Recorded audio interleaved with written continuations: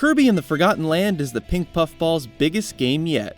It has more moving parts to keep track of than its predecessors, and it also happens to be the trickiest entry from a puzzle and combat perspective. While the Forgotten Land is still fairly straightforward, there are some tricks of the trade we picked up throughout our time with the game, and we've rounded up 10 tips and tricks for Kirby and the Forgotten Land. If you like this kind of video and want to see more, then consider subscribing to GameSpot. Each level has a batch of Waddle Dees to find. A few are earned simply by beating the level, and every level outside of boss stages has several hidden Waddle Dees. But each level also has 3 or 4 other hidden objectives. If you take your time exploring each stage carefully, you should be able to uncover a secret or 2 or perhaps even all of them in one go. Complete the hidden objectives and you'll free additional Waddle Dees. If you don't find the secret objectives though, and some are really well hidden so don't beat yourself up over it, you will have a better chance the next time. Each time you complete a level, one of the mystery objectives will reveal itself. Essentially, this is a brief statement that describes the objective. It could hint to a secret room, or a poster that needs to be knocked down, or even a group of ducks that needs to be reunited with their mama. Once you have the clue, it should be easier to be on the lookout the next time you play through the stage. Kirby's copy ability has been his signature move for decades, so it's no surprise that it's vitally important in Kirby and the Forgotten Land. Not only do copy abilities help Kirby in combat, but they are often required to solve puzzles and levels to help find Waddle Dees. If there are enemies nearby that have a specific ability, drill, fire, tornado, cutter, hammer, there's a good chance a puzzle or secret area that requires that ability is around the corner. If you're going through entire levels with the same ability, chances are you're missing some secrets. It's also worth noting that copy abilities won't show up in the weapon shop in Waddle Dee Town until you use them at least once, so they're worth sucking up for that reason too. Kirby and the Forgotten Land revolves around cool abilities that turn Kirby into a wrecking ball of force, especially when you upgrade those copy abilities. But it can be easy to forget that Kirby also has a built-in defense mechanism. If you're having trouble with a boss, some of the later ones can definitely be tricky, you're probably not playing defense in spots where you could.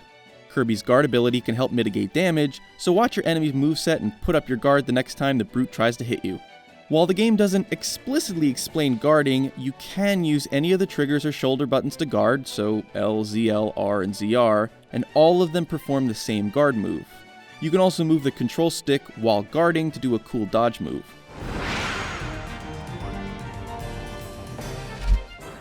Not long into the game, you'll rescue enough Waddle Dees to have a house built in Waddle Dee Town. This small dome-shaped building is kind of plain, but it does serve a great purpose.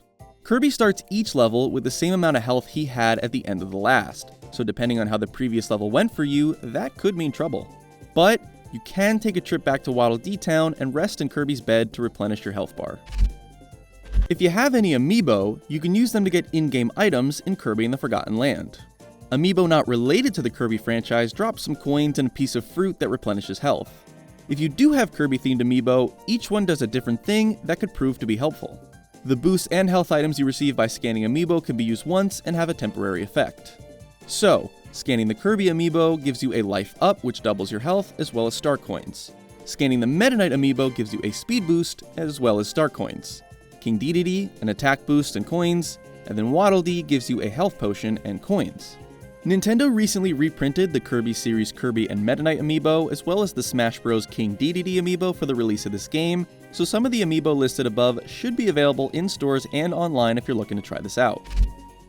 You can also buy the previously mentioned boosts once the item shop opens in the top right corner of Waddle Dee Town. These boosts can be very useful towards the end of the game, or if you're playing co-op alongside someone who isn't very familiar with action platformers. Attack and speed boosts can be stacked up to 5 times, plus you can hold a 6th. Each boost lasts for 200 seconds, so if you add up all 5, it's 1,000 seconds. Boosts can be really helpful for the Coliseum, which is essentially a boss rush mode that can get pretty challenging. Meanwhile, health items can be purchased at the Waddle Dee Cafe before the item shop even opens. While the cafe serves several different items, we'd recommend sticking to the Maxim Tomato since it only costs 100 coins and restores all of your health. You can carry one item or boost with you at a time, so it's helpful to always have a Maxim Tomato on hand just in case.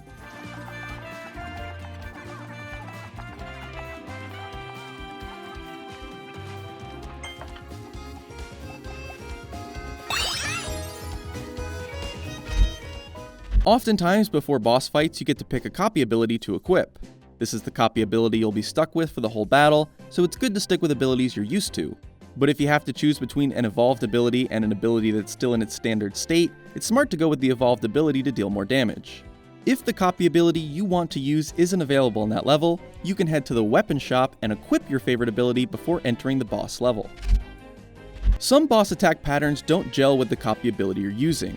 In these cases, it doesn't hurt to drop the copy ability and kill the boss the old-fashioned way, by sucking up and shooting stars at them. Plus, if you're quick and you manage to inhale multiple stars at once, you can wind up doing more damage than unevolved copy abilities. Try to charge up your sword or hammer or any of the copy abilities while fighting a boss and look to see how much damage you're doing. You can do this by holding B by default or Y if you change your controller settings.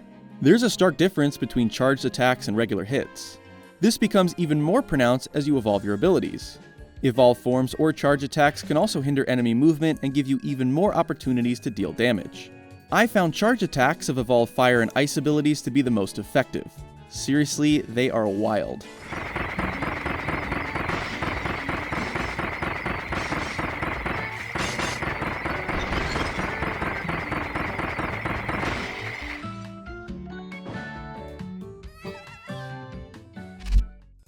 Treasure Road levels unlock as you complete mainline missions. These time trials challenge you to use one copy ability or mouthful mode as efficiently as possible.